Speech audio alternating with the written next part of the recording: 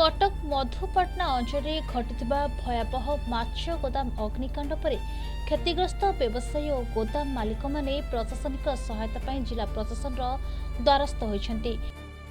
रविवार विलंबित राति घटिथिबा यह अग्निकांड एकाधिक माछ गोदाम संपूर्ण भाव पोड़ी जाइथिबा बेले 1 कोटी ऊर्ध्व नगद अर्थ और माछ शीतलीकरण उपकरण व्यावसायिक दलिल पत्र नष्ट होइथिबा अभियोग होइछि। अग्निकांड प्रभावित व्यवसायी माने कटक जिलापाल भेटी एक दरखास्त प्रदान करने सह निज दुर्दशा संपर्क में अवगत कराइथिले।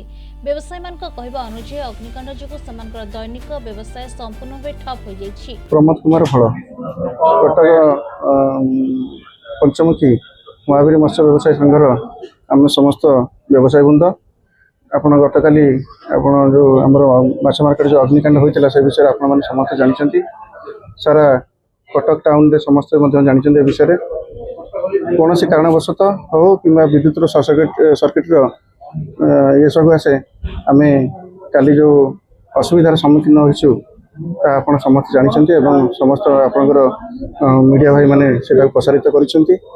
आम 18टी मालिक से जो व्यवसाय करूछु समस्त आम क्षतिग्रस्त होइछि। आमर कौन प्रकार गोदाम चिन्हवन से किसी ना आम आज कटक कलेक्टर महोदय को आमर गोटे दरखास्त देउछु जे जो अव्यवस्था भितर सी अच्छी तेणु सेठी कटक म्युनिसिपालिटी कार्यकर्ता कर्मकर्ता से पठाई से अंचल सफा कले आम हे तो यही 7 दिन भितर से जगार एक अस्थायी सार आमको साहाय्य करेंगे कि म्युनिसिपालिटी कमिशनर जब आमको साहाय्य करे अस्थायी गृह किसी निर्माण कर आम व्यवसाय सेठारे चालू करें बोली आम चेष्टा करुछु।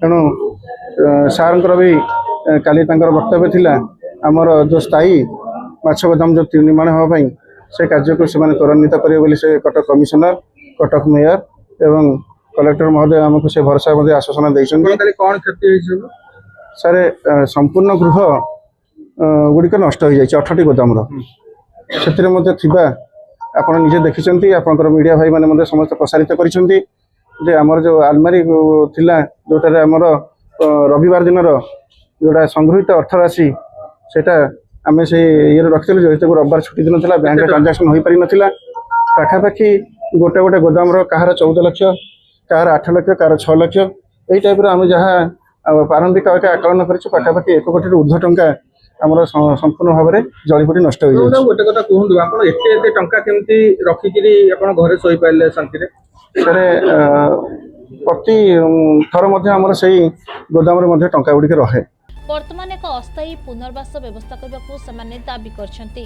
अन्यपटे यह अग्निकांड केवल माछ व्यवसायी नुहे बरं यह उपरे निर्भरशील शताधिक श्रमिक और सेमानक परिवार जीविका को गुरुतर भाव प्रभावित कर शीघ्र सहायता प्रदान करने को स्थानीय महल में दाबी जोर धरछि। कटकरू सिद्धेश्वर रावलଙ୍କ रिपोर्ट प्रतिदिन टीवी।